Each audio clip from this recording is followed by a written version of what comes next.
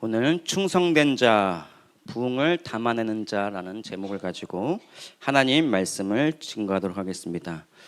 여러분, 한 목회자, 한 목사가 전하는 말이 아니라 오늘 한 분 한 분에게 성령님께서 영으로 말씀하신 것들을 여러분 믿음으로 취하시고 여러분 삶 가운데 적용하시기를 예수님의 이름으로 축복합니다. 네, 충성된 종.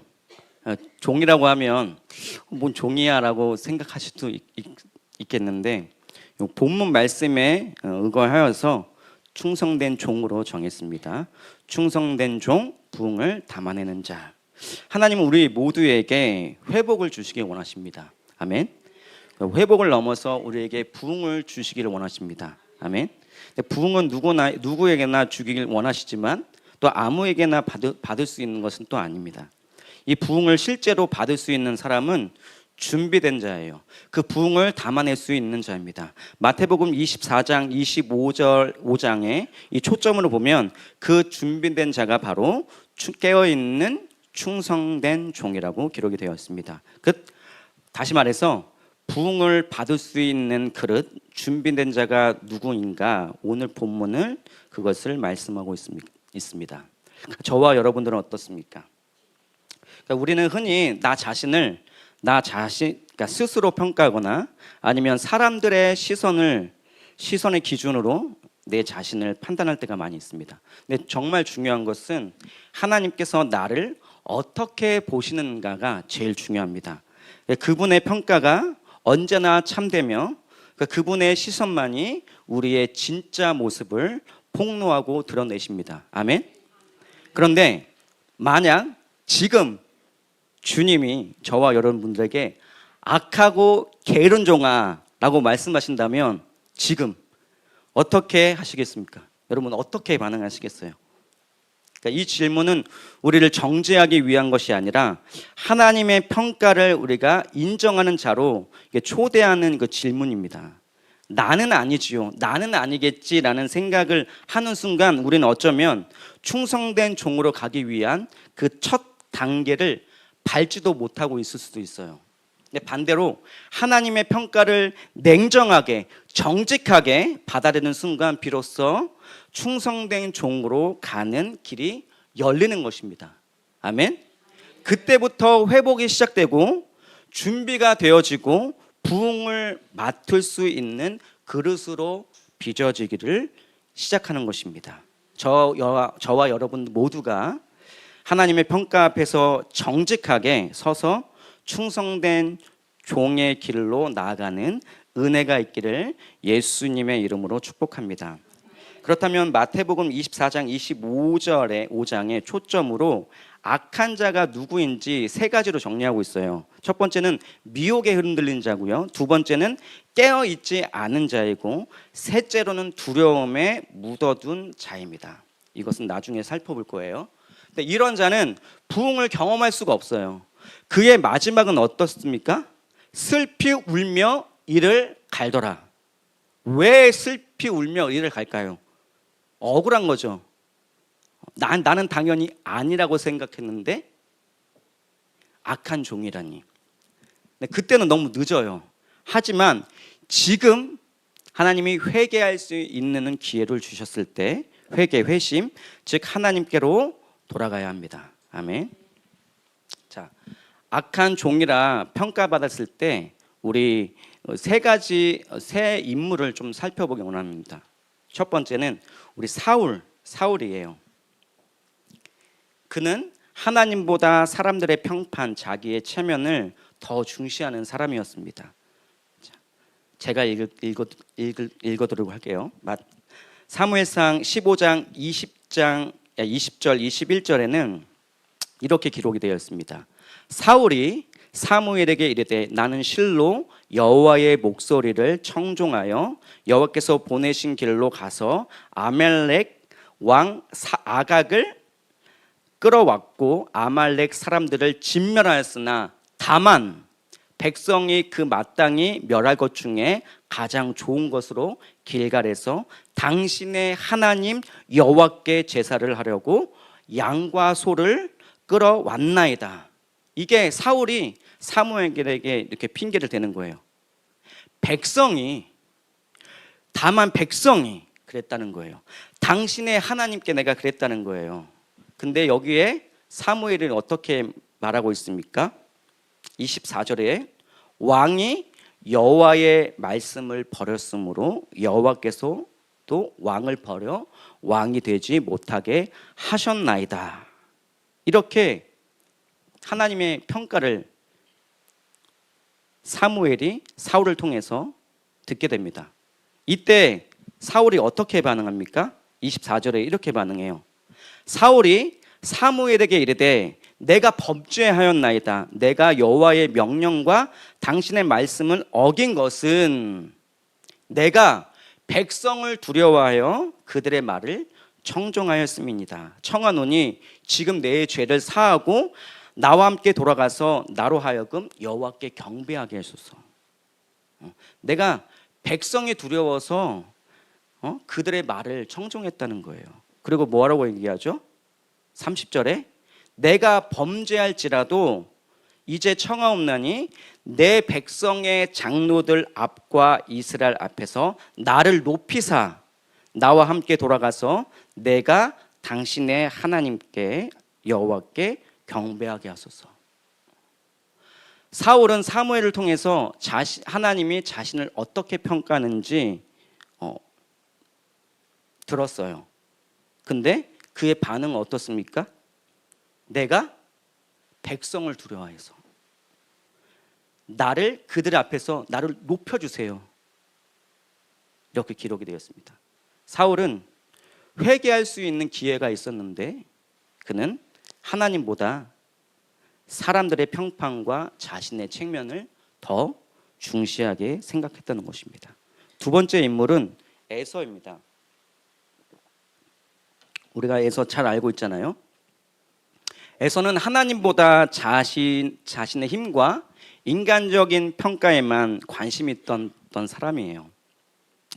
창세기 25장 27절에는 이렇게 기록이 되어 있습니다. 에서는 익숙한 사냥꾼이므로 들사람이 되고 이삭은 에서가 사냥한 고기를 좋아하므로 그를 사랑하고.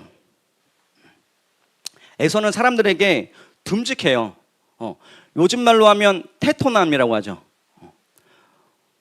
근육질에 되게 멋져 보이는, 능력 있고 뭔가 카리스마 있어 보이는 사람이라고 평가받고 있지만 그는 하나님에 대해서 전혀 알지 못했던 사람이에요. 그러고 나서 그가 예언을 받습니다. 예언을 받고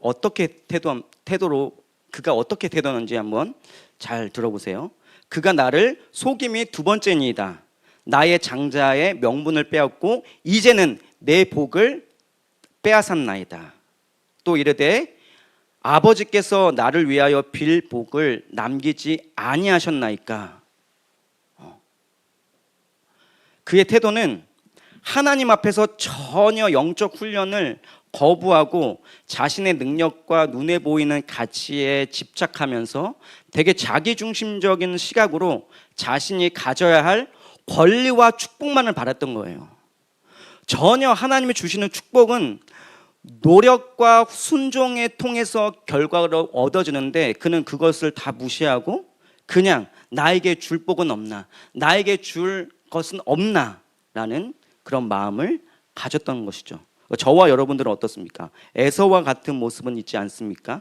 눈에 보이는 어떤 성공, 능력에 집착하고 있지 않는지, 내가 하나님 앞에서 마땅히 받아야 할 훈련을 회피하고 피해버려서 이 축복방 받으려는 그 이기적인 마음이 우리 안에 없는지 점검해 보시기를 바랍니다. 세 번째 인물은 엘리예요. 우리 엘리 다 살펴봤잖아요.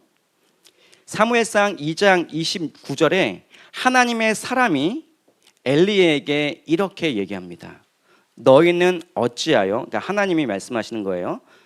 하나님의 사람을 통해서 너희는 어찌하여 내가 내 처소에서 명령한 내 재물과 예물을 밟으며 네 아들들을 나보다 더 중히 여겨 내 백성 이스라엘 드리는 가장 좋은 것으로 너희들을 살지게 하느냐. 그러면서 하나님이 이렇게 말씀하십니다. 보라, 내가 네 팔과 네 조상의 집 팔을 끊어 네 집에 노인이 하나도 없게 하는 날이 이를지라. 이게 하나님의 말씀이에요. 그러고 나서 시간이 저녁 나와서 어린 사무엘에게 하나님이 엘리에 대해서 이렇게 얘기하고 있습니다. 내가 그의 집을 영원토록 심판하겠다고 그에게 말한 것은 그가 아는 죄악 때문이니 이는 그가 자신의 아들들을 저주를 자정하되 금하지 아니하였습니다. 이렇게 하나님의 사람과 사무엘을 통해서 엘리에 대해서 하나님이 평가를 하고 있어요. 그때 여기서 중요한 거는 이 엘리의 태도입니다. 뭐라고 얘기하는지 얘기하고 있습니까? 그가 이르되 여호와시니 설한 대로 하실 것이니이다. 이거 여기서 아멘 하면 안 됩니다. 여호와시니 그가 선하신 대로 할 거예요. 근데 이런 태도가 되게 어떻게 나이스해 보일 수 있어요. 그 주님의 말씀하셨으니까 뭐 그렇게 되겠지. 그런데 이것은 사단의 참소와 자신의 양심 소리에 반응한 대답이라고 할 수 있어요. 그러니까 이게 하나님 앞에 얼마나 합당하지 않는 것이라면 우리가 하나님의 평가가 마치 운명론으로 받아들이는 경우가 되게 많아요. 그냥 하나님이 나를 이렇게 평가했으니까 그래 나는 이제 이런 운명으로 살아야지 어쩔 수 없지 엘리처럼 그치 주님이 말씀하셨더니까 주님이 행하신 대로 하실 거야 라는 이 태도가 되게 나이스해 보이지만 하나님 앞에서 전혀 아니라는 거예요. 근데 그렇게 살아가는 크리스천들이 너무 많다는 거예요. 또한 그렇게 우리가 살아가는 어떤 영역이 있다는 거예요. 그러니까 하나님은 절대로 이러한 태도를 원하시지 않은 거예요. 이게 진짜 중요합니다, 여러분. 우리가 하나님이 너가 악한 종이라 평가받았을 때 너는 악한 길로 가고 있어. 너는 악한 종이라 평가받았을 때 이것은 굉장히 나쁜 태도의 반응인 거예요. 우리가 악한 종, 실패자로 평가받았을 때 우리는 그것이 하나님의 절대평가, 이것은 절대 바뀌지 않을 거야라는 운명론에 빠지면 절대 안 됩니다. 그러면 우리에게는 회복의 기회가 없어요. 우리는 부흥을 경험할 수가 없다는 것이요. 이거 굉장히 중요합니다. 이 메시지가 굉장히 중요합니다, 여러분. 우리의 신앙생활 하는데 이것이 너무 중요하다는 거예요. 우리가 하나님 우리에게 회복을 주시기 원하시고 우리에게 부흥을 주시기 원하시는데 이때 우리가 주의할 것은 사단의 참소와 자신의 양심 소리에 우리가 이 두 가지에 너무 많이 반응하고 있어요. 하나님 말씀보다는 이 두 가지, 이 사단의 참소, 넌 끝났어, 넌 변화될 수 없어, 변화되지 않는 내 자신과 옆 사람, 배우자, 자녀들 보면 넌 안 돼, 넌 변할 수 없어라는 그 참소가 얼마나 들립니까? 스가랴 3장에 보면 이렇게 나와 있어요. 대제사장 여호수아가 있는데 그가 하나님 앞에서도 합당하지 않아요. 그러니까 사탄이 뭐라고 해요? 참소하는 거예요. 그때 하나님, 이 사람 너무 많이 죄를 지었는데 벌 받아는 게 마땅하지 않는가요? 라고 하나님 앞에 참소합니다. 하나님 앞에 얘기합니다. 그때 하나님이 뭐라고 하시냐면 여호와께서 사탄에게 이르시되 사탄아, 여호와께서 너를 책망하노라. 예루살렘을 택한 여호와께서 너를 책망하노라. 이는 불에서 꺼낸 그슬린 나무가 아니냐. 하나님이 이렇게 말씀하고 계세요. 그러고 나서 뭐라고 말씀하십니까? 스가랴 3장 4절에는 여호와께서 자기 앞에 선 자들에게 명령하사 그 더러운 옷을 벗기라 하시고 또 여호수아에게 이르시되 내가 네 죄악을 제거하여 버렸으니 내게 아름다운 옷을 입히리라 하시기로 내가 말하되 정결한 관을 그의 머리에 씌우소서 하며 그 곧 정결한 관을 그 머리에 씌우며 옷을 입히고. 이게 하나님이 대제사장 여호수아에게 행하신 거예요. 이것이 복음입니다. 이것이 십자가의 능력입니다. 이것이 단지 여호수아에만 해당하는 될까요? 저와 여러분들에게도 당연히 해당되는 것이죠. 아멘.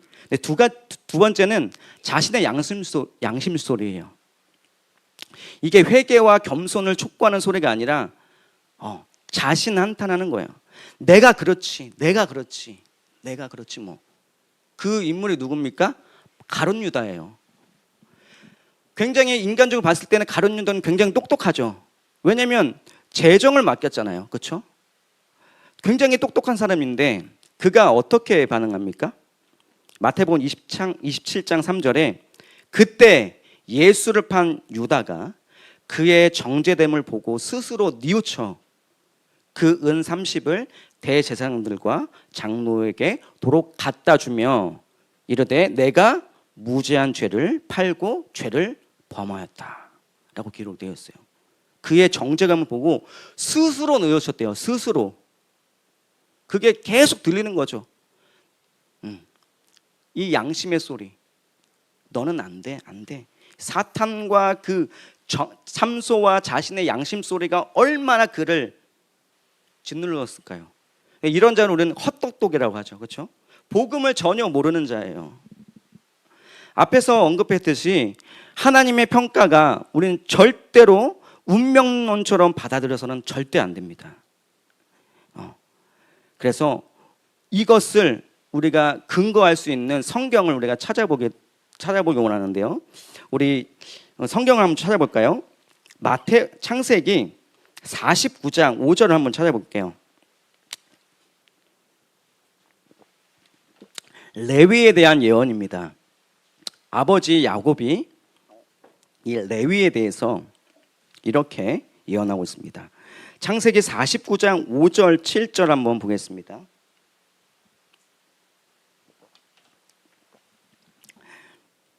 자, 찾으셨나요? 우리 같이 읽도록 하겠습니다. 시작. 시므온과 레위는 형제요 그들의 칼은 폭력의 도구로다. 내 호나 그들의 모의에 상관하지 말지어다. 내 영광아 그들의 그들의 분노대로 사람을 죽이고 그들의 혈기대로 소의 발목 힘줄을 끊었음이로다. 그 노여움이 혹독하니 저주를 받을 것이요 분기가 맹렬하니 저주를 받을 것이라. 내가 그들을 야곱 중에서 나누며 이스라엘 중에서 이것이 하나님께서 야곱을 통해서 레위에 대한 예언을 하고 있습니다. 이 배경이 어떻게 되죠? 창세기 34장에 그의 누이 디나를 강간하는 사건이죠. 히브리족 속의 그 함몰의 아들 추장 세겜이 그 여인을 취하고 싶어서 강간하게 됐는데 이 사실을 알게 된 그 오빠 시므이와 레위가 어떻게 합니까? 할례를 행할 때 그때서야 처참하게 그들을 진멸합니다. 성경을 보면 그는 더 악랄하게 그들을 진멸해 버려요. 그러고 나서 하나님께서 그걸 보시고 아버지 야곱을 통해서 레위에게 이렇게 예언하고 있어요. 그들이 그들의 분노대로 사람을 죽이고 그들의 혈기대로 소의 발목 힘줄을 끊었다. 저주를 받을 것이다. 나누며 흩어질 것이다. 이것이 하나님께서 이 사건을 통해서 레위에게 예언을 하신 거예요. 그렇다면 여기서 끝났을까요? 아니죠. 그렇죠. 모세 통해서 다시 한번 신명기 33장 8절부터 11절에 이렇게 예언을 하고 있어요. 제가 읽도록 하겠습니다. 너무 기니까 제 10절, 11절부터만 읽도록 하겠습니다. 그의 주의 법도를 야곱에게 주의 율법을 이스라엘에게 가르치며 주 앞에 분향하고 온전한 번제를 주의 제단 위에 드리로다. 여호와여 주의 재산을 풍족하게 하시고 주의 손의 일을 받으소서. 그를 대적하여 일어난 자와 미워하는 자의 허리를 꺾으사 다시 일어나지 못하게 하옵소서. 이 신명기 33장부터 33장 8절부터 11절까지는 하나님께서 모세를 통해서 레위 족속에게 이렇게 예언하고 있어요. 근데 이건 나중에 여러분 성경을 찾아보시고요. 이 저주에서 축복으로 바뀐 배경이 있습니다. 여러분 잘 아시다시피 금송아지 사건이에요. 출애굽기 32장에 금송아지 사건을 통해서 모세가 이렇게 얘기하고 있어요. 모세가 집 문에 서서 이르되 누구든지 여호와의 편에 있는 자는 내게로 나오라 하고 레위 자손이 다 모여 그에게로 가는지라. 그때 레위 족속이 그 분노와 혈기로 가득 차여서 사람을 죽였던 그 레위가 그 자손들이 이제는 그 하나님의 의로, 하나님의 의분으로 그들을 진멸하며 하나님 앞에 하나님 편에 서는 자로 바뀌었다는 것을 볼 수가 있습니다.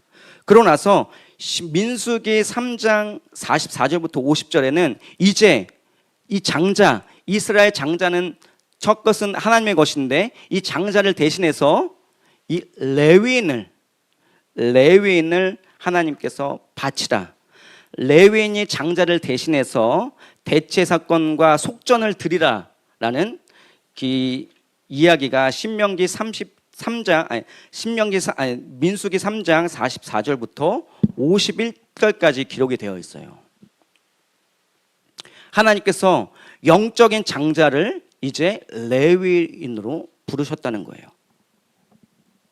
자, 여기만 봐도 운명론이 아니에요. 전혀 운명론이 아닙니다. 그냥 레위는 그냥 그렇게 이 예언에 받아들이고 살 운명이 아니라는 거예요. 레위는 처음에 자신의 분노로 칼을 사용하여 저주의 예언을 받았지만 그의 후손들은 그것을 기억하고 가슴에 새겼겠죠. 그 칼을 자신의 분노로 사용하는 것이 아니라 하나님의 의를 위해 사용했다는 것이에요. 근데 이로 인해 이 저주의 예언이 축복의 예언으로 바뀌었다는 것입니다. 하나님은 바로 이러한 레위 자손과 같은 태도를 가진 자, 이러한 자들을 찾고 계신다는 것입니다. 아멘. 두 번째는 고라와 고라의 자손들이에요. 여러분 다 아시겠지만 고라가 모세와 아론을 대적했죠. 그렇죠? 이렇게 얘기하고 있어요.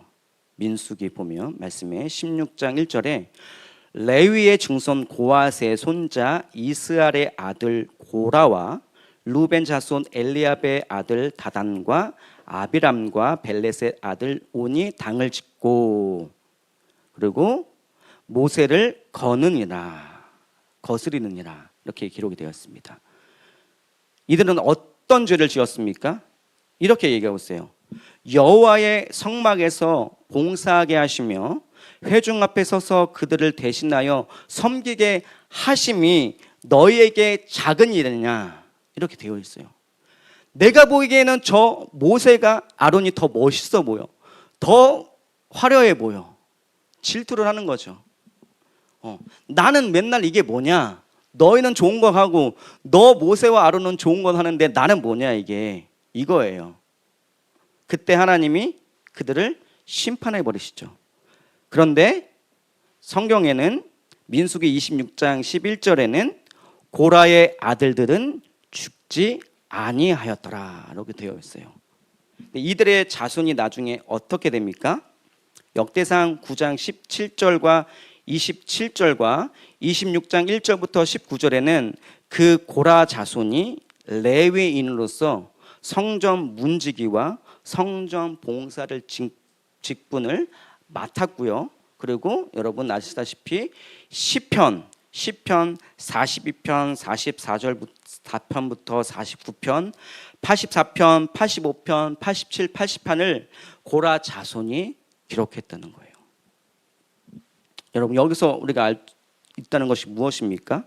여러분 하나님은 결코 우리를 그냥 너 악한 종이니까 영원히 악한 종으로 살아라고 하나님은 말씀하고 있지 않다는 거예요. 하나님은 지금도 바로와 자손과 같은 그러한 겸손한 태도를 가진 자, 그런 자를 찾고 계신다는 거예요. 여러분 기억하셔야 됩니다. 하나님의 평가는 절대 운명론이 아니에요. 레위 자손들, 고라 자손들처럼 되기를 예수님 하나님 원하세요. 요한계시록에 보면 우리 7교회가 나오잖아요. 그렇죠? 7교회 중에 2교회는 칭찬을 받았지만 5교회는 칭찬과 책망을 받죠. 그때 예수님께서 책망받은 교회들에게 뭐라고 말씀하신지 아십니까? 에베소에게는 이렇게 말씀하고 계세요. 그러므로 어디서 떨어진 일을 생각하고 회개하여 처음 행위를 가지라. 또 버가모 교회는 어떻게 말씀하고 계세요? 그러므로 회개하라. 두아디라 교회에게는 어떻게 말씀하고 계세요? 또 내가 그에게 회개할 기회를 주었으되.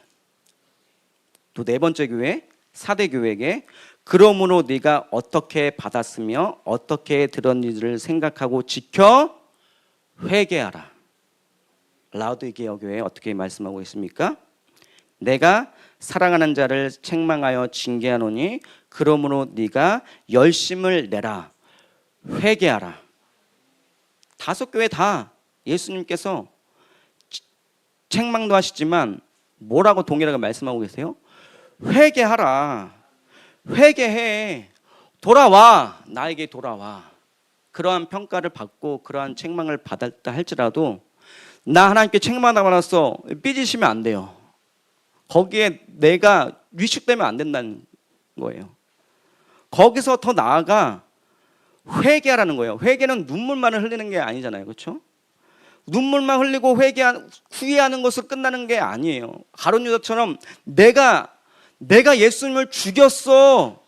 나는 안 되는 놈이야 라고 거기서 가룟 유다처럼 머물러 있으면 안 된다는 거예요. 이게 굉장히 중요한 태도입니다. 히브리서 12장 6절, 16절, 17절에는 에서와 같이 망령된 자가 없도록 살펴보래요. 그는 회개할 기회를 얻지 못했다고 기록이 되어 있습니다. 항상 회개할 기회가 주어졌다고 생각하면 안 돼요. 나중에 회개하면 되지. 나중은 없습니다, 여러분. 이 죄가 이거 점점 쌓입니다. 마음이 둔해져요. 즉각. 나중에 하면 되겠지. 아니요. 나중에 하면 되겠지요. 절대 그렇지 않습니다. 항상 회개할 기회가 주어지는 것이 아니에요. 지금이 바로 회개할 때입니다. 항상 부흥의 기회가 주어지는 것이 아니에요. 여러분 다 경험하시지 않았습니까? 제가 좋아하는 책 중에 밥소록이라는 목사님이 계시는데 그분의 부흥의 책을 보면 예배의 파도에 대한 보면 파도가 항상 있는 것이 아니라는 거예요. 그 최점에 오르는 그 파도를 여러분 분별하고 그것을 타기 위해 기다려야 된다는 거예요. 근데 그거를 서핑하고 그거를 파도를 읽을 줄 모르는 사람들은 그냥 지나가는 거죠. 여러분 저와 여러분 삶 가운데 하나님이 회복을 주시고 회개를 주시고 회복을 주시고 부흥을 주실 기회들이 얼마나 많았습니까? 그 기회들을 놓쳐버린 경우에 여러분 삶이 어땠어요? 저도 마찬가지입니다. 그 기회를 놓쳐버리면 나중에 오겠지 언제 올지 몰라요. 여러분 깊이 새기시기 바랍니다. 항상 회개할 기회가 주어지지 않습니다. 항상 부흥의 기회가 주어지는 것이 아니에요. 하지만 지금 이 시즌이 바로 우리가 회개할 기회, 회복할 수 있는 기회고 바로 부흥을 경험할 수 있는 기회라는 것입니다. 이 기회를 절대로 놓쳐서는 안 됩니다. 여러분 정말 부흥을 원하십니까? 정말 회복을 원하십니까? 네. 이제 본문 말씀을 돌아가 보겠습니다. 여러분 마태복음 24장 25절에는 이렇게 예수님께서 이 엔타임 마지막 때의 시간표를 밝히시고요. 또 그 시간표에서 예수님의 다시 오심을 어떻게 준비해야 되는지, 어떠한 종이 되어야 되는지 실제적인 삶의 적용을 가르쳐 주고 있는 것이 바로 24장부터 마태복음 24장부터 25장까지예요. 근데 여기서 우리가 아까 살펴봤다시 악한 종 잠깐 우리가 살펴봤잖아요. 악한 종은 깨어있지 않고 미혹되어 있고 깨어있지 않고 두려움 때문에 묻어둔 자라고 아까 제가 잠깐 언급하였습니다. 여러분, 이 악한 종의 상태가 어떨까요? 미혹돼서 막 흔들려요. 이리 갔다가 저리 흔들려. 깨어있지도 않아요. 영적인 감각도 없어요. 항상 두려움에 항상 주저앉고 있는 이 악한 종의 상태는 어떨까요? 저는 이것을 깊이 묵상하면서 이 악한 종에게 진짜 필요한 게 이 두 가지다라는 것들을 여러분들 나누고 싶은데, 이 두 가지가 뭐냐면, 우리가 저번에 사도행전 말씀을 봤을 때 하나님 나라에 필요한 세 가지를 제가 말씀드렸어요. 그 중에 이 악한 종에게 진짜 필요한 것은 이 두 가지다라는 것들을 묵상하면서 뭐냐면, 첫 번째는 바로 코아우예요. 저를 따라주세요. 코아우. 네, 코아우는 그때 살펴봤듯이 주님을 앙망하는 거예요. 저는 이제 예전에는 주님을 앙망하는 것이 그래 주님을 갈망하고 주님을 사랑하는 것이지라고만 저는 생각하고 있었거든요. 근데 이 원어를 보면 그게 그 뜻이 아니에요. 무엇보다 주님을 사랑하고 주님을 사랑함으로 믿음 안에서 적극적으로 기다리고 인내하면서 하나님을 소망하고 마음을 하나님께로 묶는 것이 바로 주님을 앙망하는 것이래요. 이게 바로 코아우래요. 아멘. 제가 요베라트 저희 위한 기도문이 있는데 여러분 이것이 여러분 삶 가운데 적용하시길 바랍니다. 이렇게 기도를 올려드리면 좋겠어요. 주님, 먼저 무엇보다 주님을 사랑함으로 믿음 안에서 적극적으로 기다리고 인내하면서 하나님을 소망하며 하나님을 마음을 하나님께로 묶는 누구? 강영구가 되게 하소서. 여러분, 코아우는요 이 악한 종에게 필요한 거예요. 왜냐하면 이 코아우는 하나님께서 창조하셨을 때 그 부어지는 힘이거든요. 근데 이것은 언제 필요하냐면 주님의 사랑을 잃어버렸을 때, 믿음이 흔들릴 때, 하나님에 대한 신뢰보다 환경과 상황에 불신이 생길 때, 인내하지 못하고 포기하고 싶을 때, 낙심과 절망이 밀려올 때, 하나님과 관계가 멀어졌다고 느낄 때 필요한 게 바로 코아우예요. 저와 여러분들이 필요하지 않습니까? 저는 이거 정말 필요하거든요. 우리가 살면서 주님의 사랑을 잃어볼 때가 얼마나 많습니까? 믿음이 흔들리고 하나님 말씀은 있지만 여전히 상황이 변하지 않는 이 현실 앞에 그러니까 무너질 때가 얼마나 많이 있습니까? 진짜 포기하고 싶다, 그만두고 싶다 라는 순간 너무 많이 있지 않습니까? 그때 코아가 필요하다는 거예요. 주님을 앙망하는 것이 필요하다는 거예요. 주님을 앙망할 때 내가 너에게 이 코아를 주겠다고 하나님께서 말씀하고 있다는 거예요. 네, 이 두 번째 코아의 뜻은 재물 얻는 능력, 돈을 많이 번다는 능력이 아니라요, 하늘로부터 새로운 창조적 아이디어, 지혜를 부어주신다는 거예요. 그러니까 겉으로 드러나는 현상을 넘어서 그 본질을 꿰뚫어 보는 그 능력, 왜 나에게 이런 일이 일어났지? 왜 저게 일어났지? 그러니까 앞으로 어떻게 될지를 판단할 수 있는 능력, 이 통찰력 또한 이 코아우, 이 재물 얻는 능력에 포함이 된다는 거예요. 그러니까 내 삶, 내 사역, 내 일과 예배가 하나로 통합되어지는 그 구조적 사고력이 바로 재물 얻는 능력이 포함이 된다는 거예요. 실제로 이것이 실제로 실현될 수 있도록 강력한 실행력 또한 이 창출의 능력, 이 재물 얻는 능력에 필요하다는 거예요. 저와 여러분들에게 필요하지 않습니까? 저는 이렇게 기도해요. 주님, 저 강영구 위에 코아를 주님 부어주세요. 하늘로부터 새로운 창조적 아이디어와 지혜를 저에게 부으사 하나님의 이름의 아름다움과 영광을 담아내게 하소서. 선한 열매를 맺게 해주세요. 주께서 주시는 창출의 능력을 더해 주세요. 나의 인생 가운데 이 모든 것을 잘 경영할 수 있는 전략을 주시고 겉으로 드러나 있는 현상을 넘어서 그 흐름을 꿰뚫어 볼 수 있는 그 통찰력을 저에게 부어주세요. 이 하나님 나라의 경제를 세우는 주님 통로가 주님 되게 해주세요. 하나님의 공급이 흘러가게 해주세요. 이 나의 일과 사역과 예배가 하나가 되어서 구조적인 사고력을 주님 저에게 더해 주세요. 이것이 내 삶의 실제가 될 수 있도록 강력한 실행력을 더해 주세요. 이것이 저와 여러분들의 기도가 되기를 예수님의 이름으로 축원드립니다. 두 번째 필요한 게 이 모아지예요. 모아지. 피난처 요새. 제가 저희 선교회가 매주 금요일마다 이제 기도회를 가지고 있는데 제가 시편 말씀을 기도하면서 이 시편 말씀이 저에게 주시는 강력한 메시지가 너무 많다라는 것들을 이것을 묵상하면서 이 모아즈, 이 요새 이게 너무나 또 필요하구나라는 것들을 여러분 제가 좀 여러분과 나누기 원합니다. 시편 8편이에요. 여러분 아시겠지만 다윗이 이렇게 노래합니다.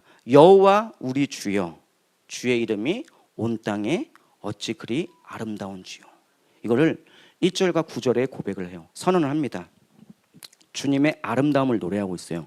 근데 여기서 진짜 중요한 게 뭐냐면 주님의 그 창조적인 아름다움, 하나님의 이름의 아름다움과 영광을 그 창조할 때 마치 다윗이 본 것처럼 그 아름다움을 선언하고 있어요. 그런데 아이러니하게 2절에는 주의 대적으로 말미암아라고 했어요. 하나님의 아름다움의 영광을 바라보면서도 하나님을 대적하는 자들이 있다고 기록이 되었다는 거예요. 마치 이게 천사장 루시퍼와 같이 하나님의 이름과 영광을 대적하는 자들이 있다는 거예요. 하나님의 영광을 가로차는 자가 있다는 거예요. 그런데 그때 하나님은 어린 아이들과 젖먹이들의 입으로 권능을 세웠다고 그랬거든요. 이 권능이 바로 오즈예요. 마오즈라는 거예요. 이 오즈, 권능. 근데 보세요. 참 하나님께서 놀라운 게 뭐냐면 이 어린 아이들 같이 젖먹이들, 얘네는 뭘 할 수 있겠어요, 솔직히. 그렇죠? 아무것도 할 수 없는 존재잖아요. 부모만을 바라보는 거, 부모만을 의지하는 거예요. 그렇듯 하나님만을 의지하는 자, 이 세상의 지혜로운 자가 아니라 슬기로운 자가 아니라 세상이 보기에는 정말 어린 나와 같은 자를 통해서 하나님은 하나님의 뜻을 나타낸다는 것이에요. 고린도 1장 26절부터 27절에 이렇게 되어 있어요. 하나님께서 세상에 미련한 자를 택하사 지혜 있는 자들을 부끄럽게 하려고 세상에 약한 것들을 택하사 강한 것들을 부끄럽게 하려 하시며 하나님께서 세상에 천한 것들과 멸시받는 것과 없는 것들을 택하사 있는 것들을 폐하려 하시나니 이는 아무 육체도 하나님 앞에 자랑하지 못하게 하려 하심이라. 이렇게 되어 있어요. 마치, 그렇죠? 근데 이 말씀을 예수님께서 이 시편 말씀을 인용하면서 이렇게 말씀하고 계십니다. 마태복음 11장 25절에는요. 예수께서 대답하여 이르시되 천지의 주제이신 아버지여 이것을 지혜롭고 슬기로운 자에게는 숨기시고 어린 아이들에게 나타내심을 감사하나이다. 이 세상의 지혜로운 자, 이 세상의 슬기로운 자, 나의 힘으로 할 수 있을 에서와 같은 자들이 아니라 어린 아이들에게 나타나셨다는 거예요. 그리고 마태복음 26장 16절에 이렇게 말씀하고 있습니다. 예수께서 이르시되 그렇다 어린 아이와 젖먹이들의 입에서 나오는 찬미를 온전하게 하셨나이다 함을 읽어보지 본 일이 없느냐. 이 시편 8편 2편을 가지고 인용한 말씀입니다. 시편에는 뭐라고 그랬어요? 어린 아이들과 젖먹이들의 입에서 권능을 세웠다고 그랬어요. 근데 예수님 뭐라고 그랬어요? 어린 아이와 젖먹이 입에서 나오는 찬미라는 거예요. 뭐예요? 찬미가 곧 권능이라는 거예요. 찬미가 권능이라는 거예요. 이 권능이 뭐냐면요, 여러분, 내 내면 안에 있는 것이 견고하게 뿌리가 깊이 세워지는 거예요. 세워지는 거, 견고하게 세워지는 거. 이것은 언제 세워지냐면요, 전쟁할 때, 전쟁에서 이길 때, 그때마다 부어지는 그 내면의 견고함들이 하나하나씩 세워지는 거예요. 이것이 바로 권능이고 오주이며, 이것이 바로 이 내적인 견고함이라는 거예요. 하나님께서 그 연약한 자들의 입을 통해서, 입에 뭘요? 찬미를 통해서 권능을 세웠다고 그랬어요. 이 오즈, 견고하게 뿌리를 박히 있는 견고함을 세웠다고 기록이 되어 있어요.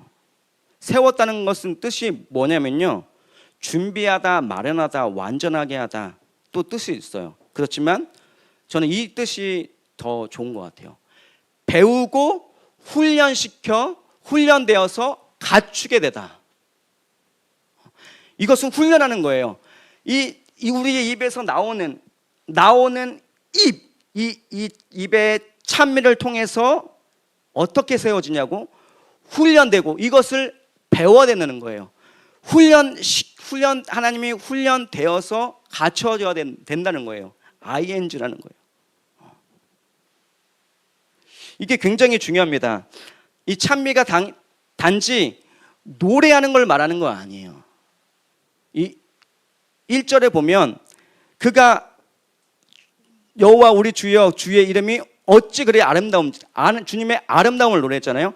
하나님의 성품과 권위와 그 통치를, 그 이름을 나의 입술에서 시작해서 나의 삶 가운데 드러나는 것이 바로 찬미라는 거예요. 그러니까 하나님은 그러한 자들, 나 어린아이야, 나 젖먹이야, 여기서 끝나면 안 된다는 거예요. 하나님은 우리 모두에게 권능의 그 입술에 찬미를 주셨다는 거예요. 주셨다는 거예요. 그럼 주셨으면 사용을 해야죠. 배워야죠. 훈련해야죠. 훈련해서 갖춰야 되죠. 네. 이게 정말 중요합니다. 이것이 악한 종이라 평가를 받았을 때 우리가 취해야 되는 바로 이것이에요. 이렇게 기도하기를 원합니다. 주님, 강영구의 저의 모아즈, 저의 요새와 피난처가 되어주세요. 예수 그리스도 이름 안에 거하게 하시고 모든 악한 세력과 공격으로부터 이 사역을 저를 보호하여 주시고 사탄에게 빼앗기지 않도록 주님 지켜주소서. 제가 사람의 생각이나 힘과 능력에 의존하지 않고 하나님만을 의지하는 어린아이들과 젖먹이들의 입처럼 나의 입에서 나오는 찬미를 배우고 훈련되어 갖추며 하나님을 대적하는 저 원수들의 입을 잠재우고 승리를 통해 내면의 견고함을 굳게 세워지게 하소서. 사탄이 틈타지 못하도록 하늘의 방패와 불 성벽으로 에워싸 주시고 저의 흔들리지 않는 믿음 위에 서서 세우는 영적 요새가 되게 하소서.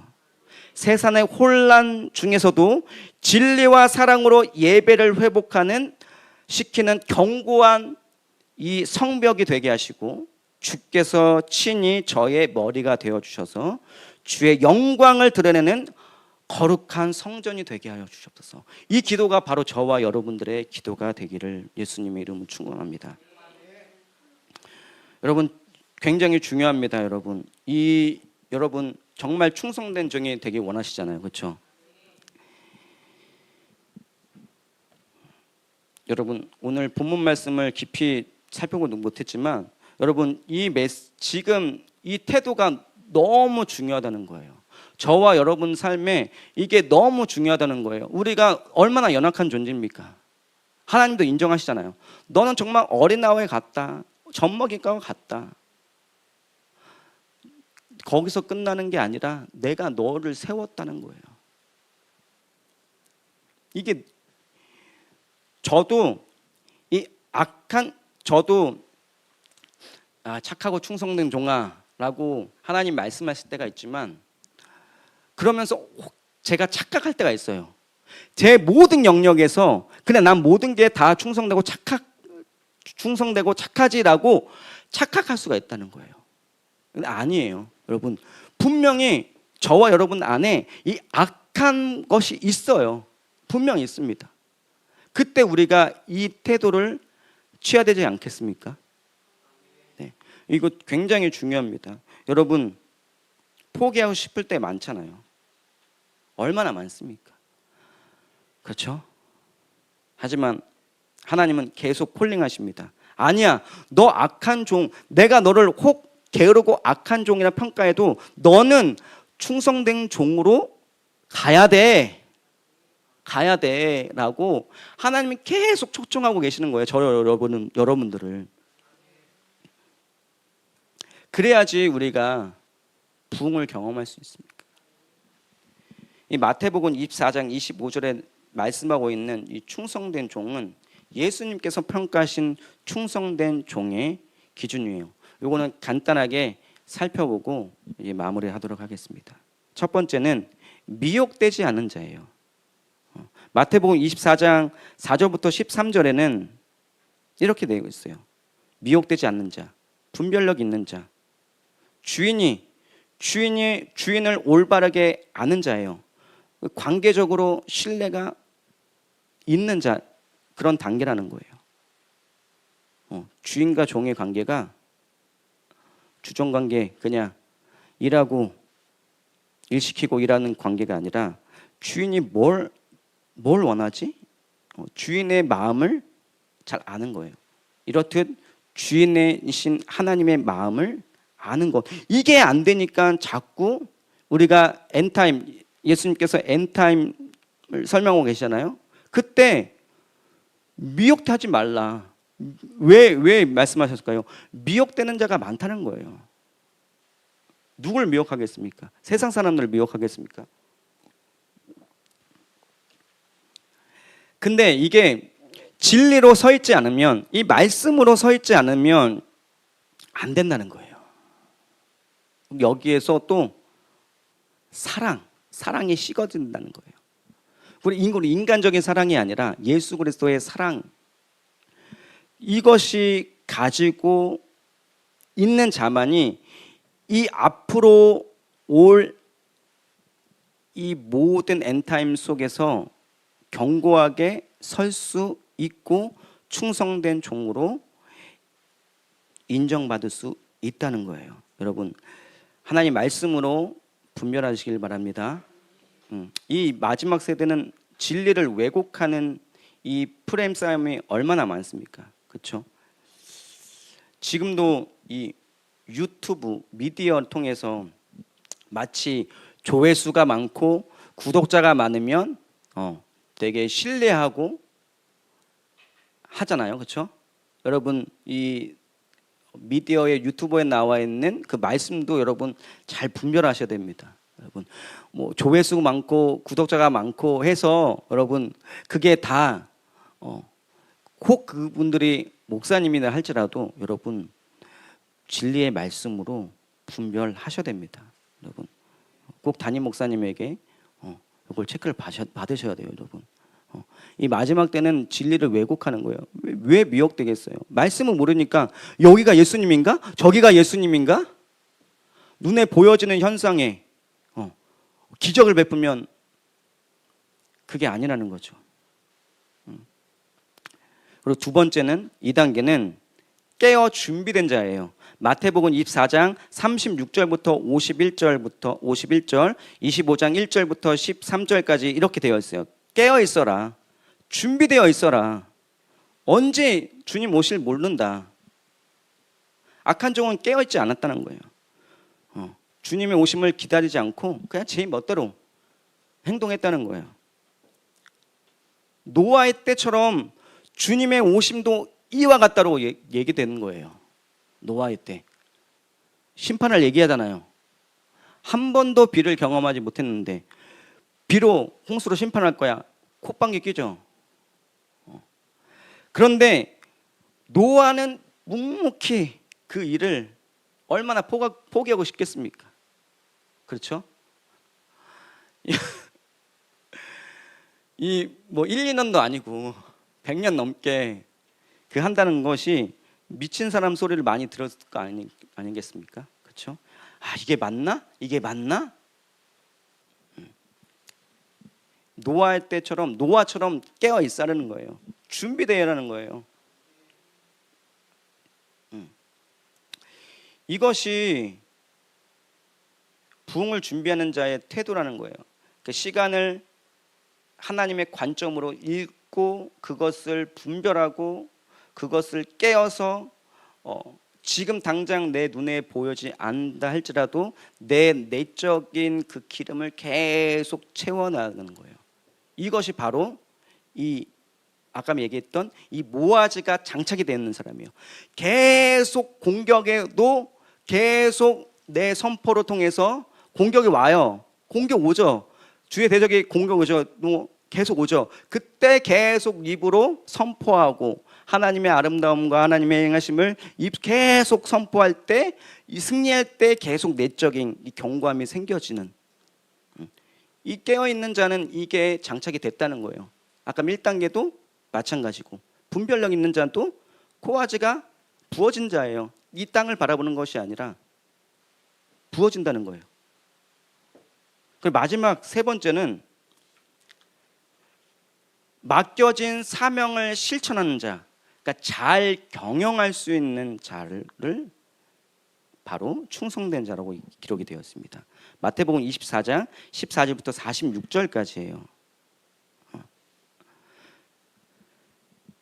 아가서 8장 마지막 절도 또 동일하게 하나님은 그걸 다시 찾는다는 거예요. 나중에 반드시 그때 계수한다는 거예요. 계수하신다는 거예요. 그것을 기억해야 됩니다. 하나님이 내가 많이 준 자에게 많이 받고 적게 준 자에게는 내가 적은 것을 요구한다고 주님 말씀하셨어요. 그러니까 이 충성되다가 단지 내가 일을 열심히 해서 얻어서 충성된다는 거 아니에요. 그러면 일 잘하는 사람, 이 세상 사람은 다 충성된 사람이에요? 아니에요. 그런 뜻이 아닙니다. 단순히 일을 내가 열심히 해서 한다는 것이 충성된 것이 아니라 하나님을 주인을 신뢰하고 관계가 충실하고 맡겨진 것을 잘 지키고 약속을 저버리지 않고 일관적으로 계속 반응한 자가 바로 충성된 자라고 기록이 되어 있습니다. 이것을 실천하는 자가 바로 얻는 것이 바로 두나미스예요. 권능이에요. 내 삶과 사역 가운데 하나님 나라가 실행할 수 있는, 그것을 옮길 수 있는 능력이 바로 이 맡겨진 충성대가 실제로 이것을 나타내고 열매로 맺어지는 것, 이 단계가 바로 이 단계라는 거예요. 여러분, 이런 기도 제목을 주님 앞에 올려드리기 원합니다. 주님, 먼저 내 안에 잠들고 죽었던 것들이 주님 다시 살게 하셔서 이 나를 통해서 잠들고 죽어있는 영혼들이 무너진 마음과 상한 심령이 새 생명으로 채워지게 하소서. 하나님, 내 삶 위에 두나미스 성령의 능력을 부어주시사 하나님의 나라가 제가 밟는 땅마다 임하게 하시며 참된 권능과 기적의 역사가 주님 저를 통해 일어나게 하여 주시옵소서.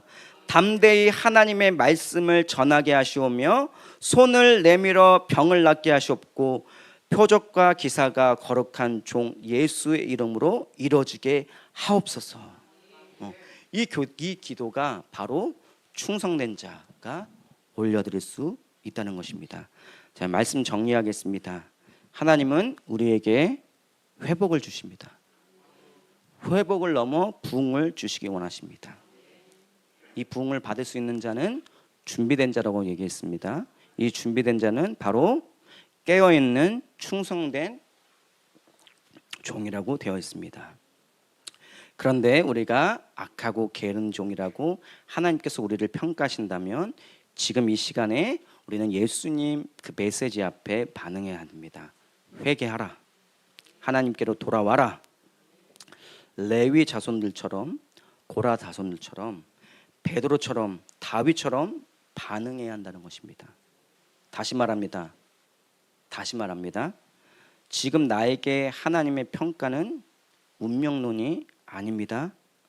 저주에서 축복으로, 사망에서 생명으로 나오기를 원하십니다. 먼저는 우리 악한 길, 악한 종임을 내가 깨닫고 나가는 것이에요. 깨닫고 나가는 것이 중요합니다. 여러분, 회개하는 자에게 회복의 기회가 주어지고요, 회복한 자에게 부흥의 기회가 주어지는 것이에요. 먼저는 회개입니다. 돌이킴이 먼저입니다. 에서에서, 사울에서, 엘리에서 돌이키기를 바랍니다. 충성된 자의 세 가지 단계. 첫 번째, 미혹되지 않는 것.